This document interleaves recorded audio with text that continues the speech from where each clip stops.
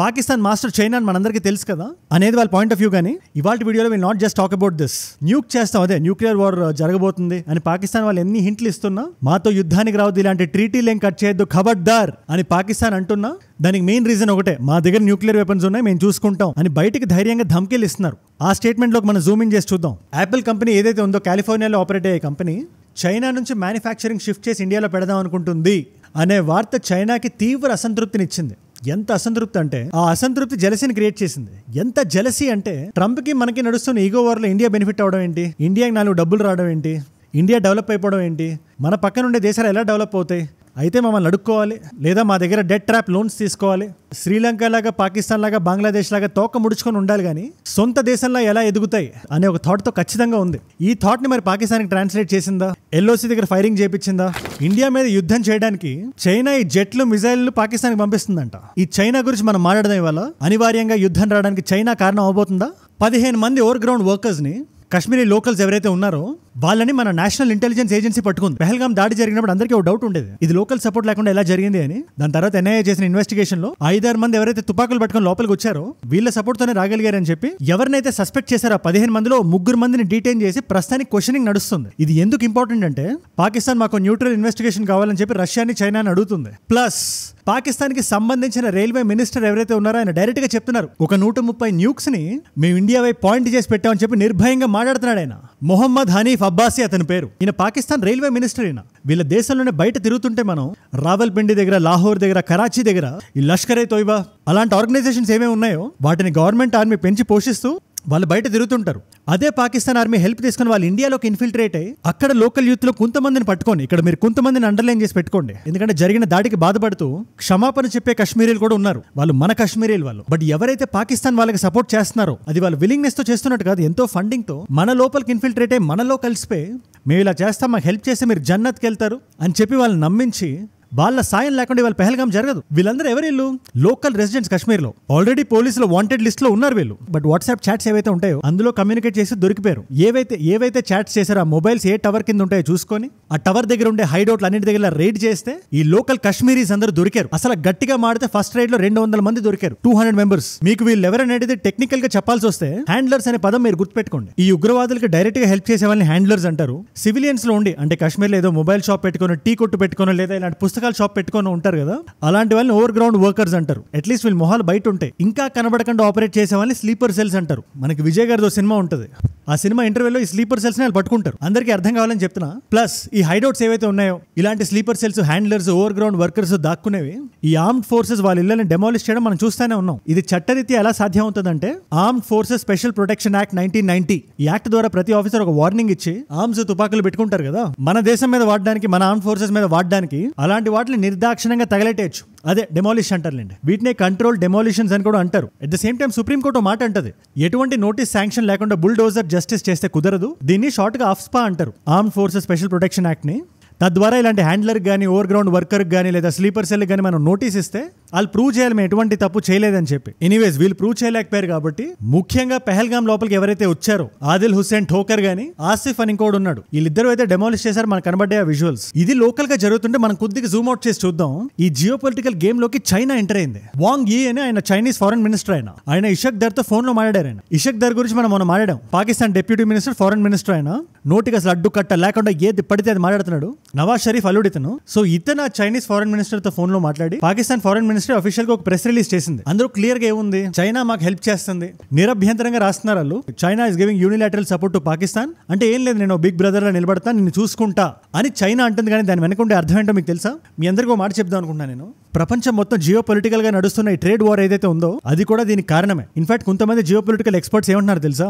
Correct గా America China మీద sanctions వేసినప్పుడే, Apple లాంటి పెద్ద పెద్ద కంపెనీస్ ఇండియాలో వచ్చి వాళ్ళ దుకాణాలు స్టార్ట్ చేద్దాం అని చెప్పినప్పుడే ఎల్ఓసి దగ్గర ఫైరింగ్ అని దాని మీద నేను వీడియో కూడా చేశా.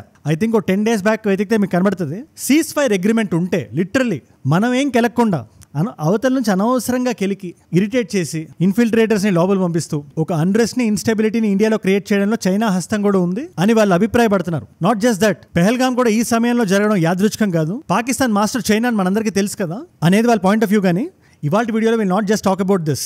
న్యూక్ చేస్తాం, అదే న్యూక్లియర్ వార్ జరగబోతుంది అని పాకిస్తాన్ వాళ్ళు ఎన్ని హింట్లు ఇస్తున్నా, మాతో యుద్ధానికి రావద్దు, ఇలాంటి ట్రీటీలు ఏం కట్ చేయొద్దు, ఖబర్దార్ అని పాకిస్తాన్ అంటున్నా, దానికి మెయిన్ రీజన్ ఒకటే, మా దగ్గర న్యూక్లియర్ వెపన్స్ ఉన్నాయి, మేము చూసుకుంటాం అని బయటికి ధైర్యంగా ధమ్కీలు ఇస్తున్నారు. ఆ స్టేట్మెంట్ లోకి మనం జూమ్ ఇన్ చేసి చూద్దాం. అండ్ ఇవాళ ఫార్మస్యూటికల్స్ ఏవైతే ఉన్నాయో కంప్లీట్ గా పాకిస్తాన్ ఇండియా నుంచి ఏవైతే ఇంపోర్ట్ చేసుకుంటాయో అవి కూడా బ్లాక్ అయిపోయినాయి. గట్టిగా మాట్లాడాల్సి వస్తే for the very first time Pulwama జరిగినప్పుడు కూడా 2019లో మనం అన్ని ట్రేడ్ ఆపేసాం, కానీ ఫార్మస్యూటికల్స్ మనం ఎప్పుడు ఆపలేదు. అండ్ ఈ జియో పొలిటికల్ ప్లే ఏదైతే ఉందో, చైనా గుంటనక్కలా ఎలాంటి ప్రయత్నాలు చేస్తుందో, let us discuss about that. And ఈ యుద్ధానికి సంబంధించి పాకిస్తాన్ ఇండియాకి మధ్యలో ఉండే టెన్షన్స్ కి సంబంధించి ప్రతిరోజు వచ్చే అప్డేట్స్ ని సింప్లిఫై చేసి అందరికీ అర్థమయ్యే విధంగా 360 degrees లో 15-20 నిమిషాలు వీడియో చేసి మీ ముందు పెట్టేస్తాం. ఆ వీడియోస్ మిస్ అవ్వకుండా ఉండాలి, నేను పెట్టగానే మీ దాకా రావాలి అంటే మీరు ఏం చేయాలి? కింద కనబడే సబ్స్క్రైబ్ బటన్ నొక్కి పెట్టేసుకోండి. నొక్కారుగా, డన్. ఈ కాంటెక్స్ట్ అంతా మనకు అర్థం కావాలన్నా, చైనా ఐడియాలజీలోకి, చైనా పాయింట్ ఆఫ్ వ్యూలోకి మనం వెళ్ళాలన్నా ముందు రైల్వే మినిస్టర్ ఏమన్నాడో మనం చూడాలి. ఆయన ధైర్యం అంతా కూడగట్టుకొని అంటాడు, వాళ్ళంతా భయపడుతున్నారు. బట్ ఒక స్ట్రైట్ ఫేస్ పెట్టుకొని ఇండియా వాళ్ళందరికీ జాగ్రత్తలు చెప్తున్నాడు ఆయన. రావల్పిండిలో ఒక మైక్ వేసుకొని కూర్చొని ముందు ప్రెస్ వాళ్ళని పెట్టుకొని 130 న్యూక్లియర్ వార్ హెడ్స్ ఏవైతే ఉన్నాయో అవి డైరెక్ట్ గా ఇండియాకి పాయింట్ అయి ఉన్నాయి అన్నాడు. మీరే చూడండి ఒకసారి.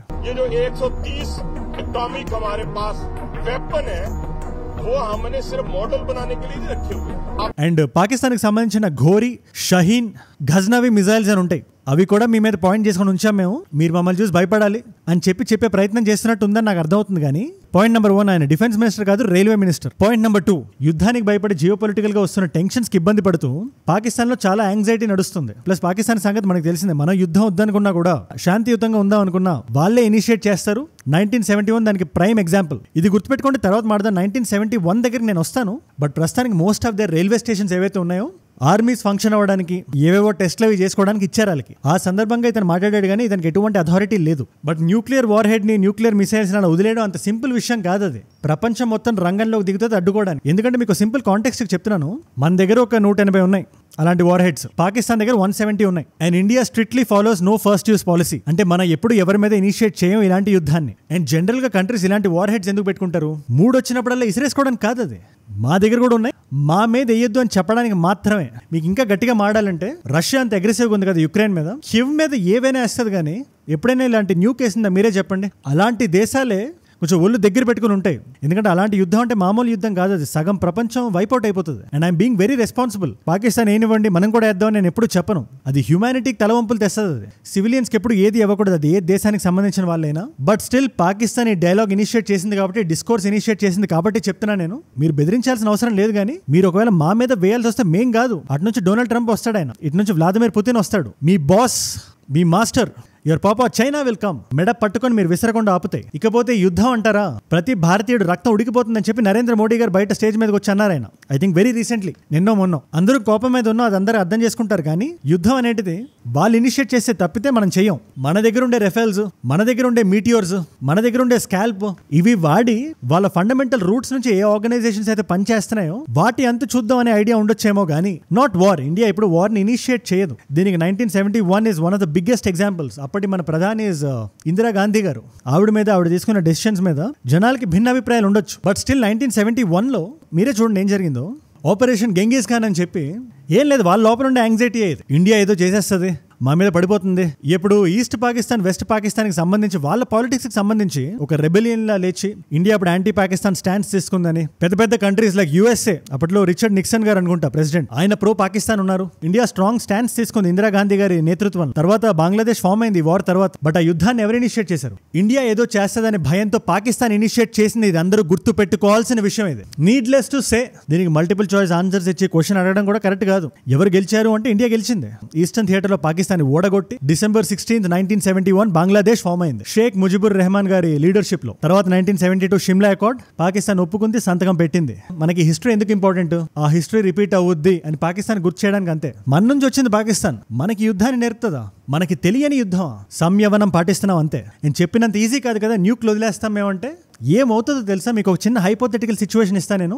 5 కోట్ల నుంచి 12 కోట్ల ప్రాణాలు రిస్క్ లో పడతాయి. ఇండియా ప్రాణాల, పాకిస్తాన్ ప్రాణాల అని కాదు. ఇక్కడ ఇమ్మీడియట్ గా సర్ఫేస్ కూలింగ్ జరిగిపోతుంది. దీన్నే న్యూక్లియర్ వింటర్ అంటారు. దీనివల్ల జస్ట్ ఇండియా పాకిస్తాన్ కే కాదు, ప్రపంచం మొత్తం. ఎందుకంటే ఓవరాల్ సర్ఫేస్ కూల్ అవుతుంది కాబట్టి అగ్రికల్చర్ కొలాప్స్ అవుతుంది. ఎందుకంటే మనం పెంచే పంట ఆ లోకల్ క్లైమేట్ కి అలవాటు పడి ఉంటుంది. సడన్ గా మనం దాని గ్రామర్ మారిస్తే జనాల ఒంట్లోకి భోజనం వెళ్ళదు. సో యుద్ధం కావాలి, వాటిలో న్యూక్స్ ఉండాలి అని ఎవరు ఆశించకూడదు, అది చాలా తప్పది. బట్ నార్మల్ వార్ ఫ్రంట్ యుద్ధం పాకిస్తాన్ కోరుకుంటే వాళ్ళకి కావాల్సినంత యుద్ధాన్ని మేము ఇస్తాం అని చెప్పి జీడీ బక్షి గారు కూడా అంటున్నారు. Don't buy just 300, you need 1,300. Get ready to fight, boy. AC room లో టేబుల్ వేసి కూర్చొని మాట్లాడితే తెగే విషయం కాదు ఇది. అవతలోడు నాకు యుద్ధం కావాలి ససేమిరా లేదా కాశ్మీర్ మీద లాగేసుకుంటామంటే మనం ఏం చేయగలుగుతాం? మన కళ్ళ ముందు ఇన్నోసెంట్ సివిలియన్స్ ప్రాణాలు తీసేస్తుంటే, మన ధర్మం మీద ద్వేషాన్ని పెంచుకుంటే, మన ఐక్యమత్యాన్ని చీల్చేస్తుంటే ఉపేక్షించడం కరెక్ట్ కాదు అనేది ఆయన పాయింట్ ఆఫ్ వ్యూ. ఇలాంటి కష్ట సమయంలో కూడా ఇండియాకి మోస్ట్ ఆఫ్ ద వరల్డ్ సంఘీభావం తెలియజేస్తున్నాయి. అమెరికాలో మన ట్రంప్ మాట మార్చారు కానీ ఆయన వర్షన్ ప్రకారం ఆయన నేషన్ ఫస్ట్ అనుకోని ఆయన ఉన్నారు. ఆయన కూడా తప్పట్టలేదు. బట్ ఆయన అంటారు ఇది వేల సంవత్సరాల నుంచి వస్తున్న ప్రాబ్లం ఇది వాళ్ళు చూసుకుంటారు అంటారు కానీ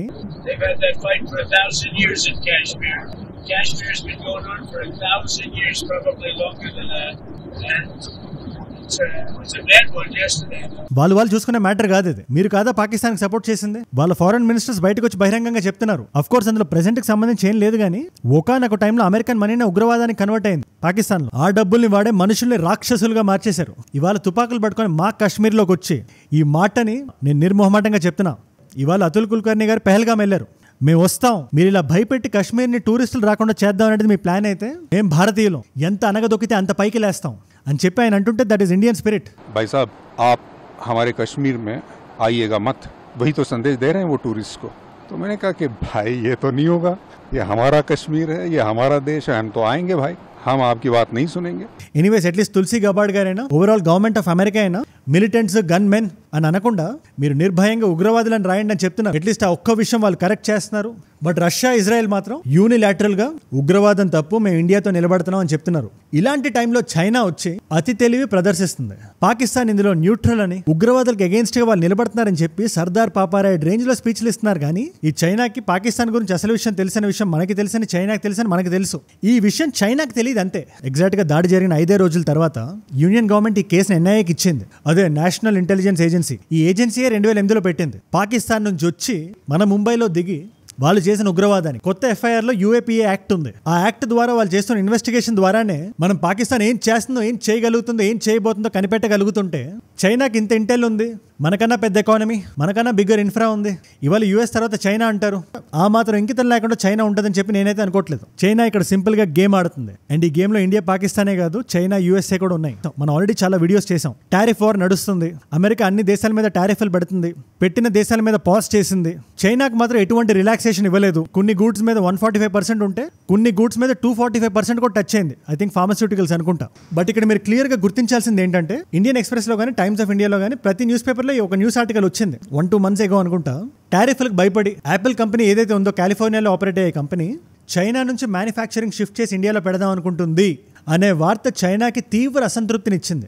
ఎంత అసంతృప్తి అంటే ఆ అసంతృప్తి జెలసీని క్రియేట్ చేసింది. ఎంత జెలసీ అంటే ట్రంప్ కి మనకి నడుస్తున్న ఈగో వార్ లో ఇండియా బెనిఫిట్ అవడం ఏంటి, ఇండియాకి 4 డబ్బులు రావడం ఏంటి, ఇండియా డెవలప్ అయిపోవడం ఏంటి, మన పక్కన ఉండే దేశాలు ఎలా డెవలప్ అవుతాయి, అయితే మమ్మల్ని అడుక్కోవాలి లేదా మా దగ్గర డెట్ ట్రాప్ లోన్స్ తీసుకోవాలి, శ్రీలంక లాగా, పాకిస్తాన్ లాగా, బంగ్లాదేశ్ లాగా తోక ముడుచుకొని ఉండాలి కానీ సొంత దేశంలో ఎలా ఎదుగుతాయి అనే ఒక థాట్ తో ఖచ్చితంగా ఉంది. ఈ థాట్ ని మరి పాకిస్తాన్ కి ట్రాన్స్లేట్ చేసిందా, ఎల్ఓసి దగ్గర ఫైరింగ్ చేపించిందా, పెహల్గాం చేపించిందా లేదా అనేది జనాల ఊహలకు మనం వదిలేయాలి. But this is what experts are saying. ముఖ్యంగా ఈ ఎకనామిస్ట్ రిచర్డ్ బాల్డ్విన్ అని చెప్పి ఆయన అంటాడు, ఈ న్యూస్ ఇండియన్ ఎక్స్ప్రెస్ లో వచ్చింది వాళ్ళ వెబ్సైట్ లో, this India's potential Latin America movement అని.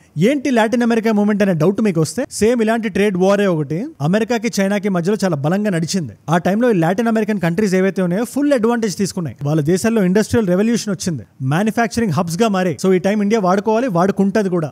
బట్ పాకిస్తాన్ వచ్చి ఇండియాని కెలికి, ఇండియా రిటాలియేట్ అయ్యి ఇద్దరికి యుద్ధం జరిగి, యుద్ధంలో ఇండియా పవర్ఫుల్ కాబట్టి పాకిస్తాన్ ఓడిపోయిన పాకిస్తాన్ యూఎన్ వెళ్ళి అండ్ వెన్ ఇట్ క్రైజ్ అంకుల్, అదే సార్ మమ్మల్ని కాపాడండి అని అడిగితే ఎక్కడో కొన్ని దేశాలకి, ముఖ్యంగా పాకిస్తాన్ సింపథైజర్ కంట్రీస్ ఏవైతే ఉంటాయో వాళ్ళు ఇండియాను ఒక అన్స్టేబుల్ కంట్రీ అనుకొని మనకి రావాల్సిన భూమి మనకు రాకుండా, మనకి రైట్ఫుల్ గా రావాల్సిన డబ్బులు మనకు రాకుండా చేస్తే చైనా ఈ చెయ్యని యుద్ధం గెలిచేసినట్టే. అందుకని మనం ఆగి ఆలోచించాలి, కేర్ఫుల్ గా ఉండాలి.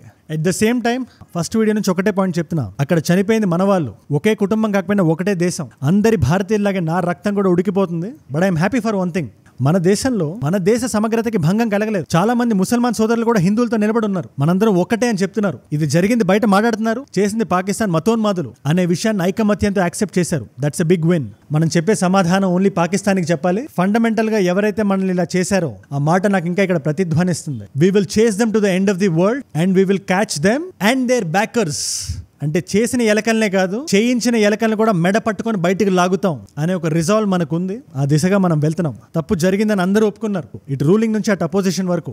ల్యాబ్స్ జరిగింది, దాంట్లో ఎటువంటి డౌట్ మీరు పెట్టుకోవద్దు. బట్ తప్పుల నుంచి మనం నేర్చుకోవాలి. We have to grow as a better country. అదే నా ఉద్దేశం. తర్వాత ఈ ఫార్మాస్యూటికల్స్ అంటారా, చాలా పెద్ద బ్లో అది పాకిస్తాన్ కి. క్యాన్సర్ కి సంబంధించి ఈ ఆటో ఇమ్యూన్ డిసీజెస్ ఉంటాయి కదా, HIV లాంటివి, వాటి ఫార్ములేషన్స్ ఇండియా నుంచే తీసుకుంటుంది పాకిస్తాన్. స్నేక్ వెనమ్ గానీ రేబీస్ గానీ ఆ ఇంపోర్ట్ అంతా ఇప్పుడు ఆగిపోయింది. ఇండియా బ్లాక్ చేసింది. పుల్వామా అప్పుడు కూడా ఇది నడవలేదు, అన్ని ఆపేశారు కానీ ఫార్మాస్యూటికల్స్ ఆపలేదు. బట్ ఇప్పుడు ఇంకా సీరియస్ గా ఇండియా తీసుకుంటుంది అని చెప్పడానికి ఇది చిన్న సంకేతం అంతే. దీనివల్ల పాకిస్తాన్ లో ఒక ఎమర్జెన్సీ క్రియేట్ అయింది. చైనా వంక, రష్యా వంక, టర్కీ వంక చూసింది పాకిస్తాన్. ఖచ్చితంగా వాళ్ళకి ఇంకా కాస్ట్ ఎక్కువ అవుతుంది, అడుక్కుంటారు, వాళ్ళకి అలవాటే. They will beg. ప్లస్ ఆ ఫార్ములేషన్, సర్టిఫికేషన్, అది ఇంకా పెద్ద హెడ్ ఏక్. అండ్ ఫార్మాస్యూటికల్స్ అంటే అది హెల్త్ నీడ్. అది సో కొంచెం ఆ దేశం ఇంకా ఇండియాని ఎలా కెలకాలి అని ఆలోచించకుండా మీ లోపల మీరు చేయాల్సిన రిపేర్లు మీరు చేసుకోండి. కాశ్మీర్ మాదే, రాబోయే 1000 సంవత్సరాలకి, రాబోయే 1,00,000 సంవత్సరాలకి it is a part of India. మీరు ఎటువంటి డౌట్లు, మొహమాటాలు, డిస్కౌంట్లు ఏం పెట్టుకోవద్దు. ఇప్పుడే ఫిక్స్ అయితే మీ దేశం కొంచెమైనా బాగుపడుతుంది. డిలే చేస్తే ఆ డైలాగ్ నేను చెప్పను కానీ యు నో ది ఆన్సర్. ఇవాల్టి మల్టిపుల్ చాయిస్ క్వశ్చన్ మీకు, ఏ నదిని సారో ఆఫ్ బీహార్ అంటారు ఫ్రీక్వెంట్ గా ఫ్లడ్డింగ్ అవడం వల్ల? Option A Ganga, option B Kosi, option C Yamuna, option D Ghaghara. మీకు ఆన్సర్ తెలిస్తే ఖచ్చితంగా కింద కామెంట్స్ లో రాయండి. And by the way, Jhelum river issue గురించి మీరు విన్నారా? సడన్ గా ట్యాప్ చాలా గట్టిగా ఓపెన్ చేసింది ఇండియా. ఆ మ్యాప్ నేను వీడియోలో పెట్టలేదు కానీ ఇప్పుడు పెడుతున్నాను చూడండి. ఇక్కడ మీకు కనబడుతుంది కదా మ్యాప్. ఇలా ఝేలం జమ్మూ అండ్ కాశ్మీర్ నుంచి పాకిస్తాన్ ఆక్యుపైడ్ కాశ్మీర్కి వెళ్ళి అక్కడ నుంచి పాకిస్తాన్ పంజాబ్ వచ్చి సింధ్కి వస్తుంది. అక్కడ మన రిజర్వాయర్ ఏదైతే ఉందో Kishan Ganga hydro electric project అనుకుంటా, సడన్ గా ఓపెన్ చేసేసరికి వాళ్ళకి చాలా పెద్ద ఎమర్జెన్సీ లాగా వరదలా కొడుతుంది వాటర్. దాని గురించి మీరు ఏం తెలుసుకుందాం అనుకుంటే ఆ పర్టికులర్ వీడియో ఇక్కడ ఉంది, దాని ఐకార్డ్ ఇక్కడ ఉంది. ఒకవేళ ఐకార్డ్ రాకపోయినా పర్వాలేదు, జస్ట్ ఒక్క వీడియో ముందుకు వెళ్ళండి చాలు. అండ్ ఇందాక మల్టిపుల్ చాయిస్ క్వశ్చన్ ఆన్సర్ మీరు తెలుసుకుందాం అనుకుంటే come to my Instagram, Ajay from ఏజూడ్ అని ఉంటుంది. అజయ్ ఫ్రమ్ ఏజూడ్ 1+ మిలియన్ ఫాలోవర్స్ ఉంటారు. మీరు అజయ్ ఫ్రమ్ అని రాయండి, మీకు వచ్చేస్తుంది, టిక్ మార్క్ ఉంటుంది. Come let's connect. అక్కడ ఇలాంటి వీడియోస్ ని రీల్స్ లా చూడొచ్చు, లేదా నా లైఫ్ లో నా చుట్టూ ఏం జరుగుతుందో కూడా చూడొచ్చు. మీరు ఇక్కడ దాకా నా వీడియోలో వచ్చారంటే నా వీడియోస్ మిమ్మల్ని ఆకట్టుకుంటున్నాయి అండ్ రోజు ఒక వాల్యూ పొందుతున్నారు. ఈ ఎంటైర్ ఇష్యూ గురించి ఒక 15-20 మినిట్స్ నేను కేటాయిస్తే చాలు అనే మీ నమ్మకం ఏదైతే ఉందో అదే నా ప్రేరణ. That's my inspiration. రోజు ఆల్ 360 degrees లో మాట్లాడాలి, ఒక నాలెడ్జ్ పిల్ లాంటి వీడియోని మీకు ఇవ్వాలి అని. మీరు ఇలా చూడడం వల్ల చాలా మంది కొత్త వాళ్ళు కూడా రీచ్ అవుతుంది. అండ్ ఒకవేళ అలాంటి కొత్త పర్సన్ మీరైతే నా నుంచి ఇలాంటి టాపిక్స్ మీద రోజుకో వీడియో వస్తుంది. అండ్ ఎటువంటి అప్డేట్స్ మిస్ అవ్వకుండా ఉండాలనుకుంటే మీరు ఒకటే విషయం చేయాలి, కింద కనబడే సబ్స్క్రైబ్ బటన్ నొక్కి పెట్టేసుకోండి. నేను వీడియో ఇలా పెట్టగానే మీకు వచ్చేస్తుంది. సబ్స్క్రైబ్ చేశారుగా, డన్. నేను మిమ్మల్ని అందరినీ రేపు కలుస్తా. మనందరం కలిసి పెరగాలి, కలిసి ఎదగాలి. Let us all grow together, let us all rise together. Rise above selfishness, rise above soft diplomacy, rise above hate. ఏజూడ్ అంటే మనం. జై హింద్, జై భారత్, జై ఆంజనేయ, ఓం నమః శివాయ.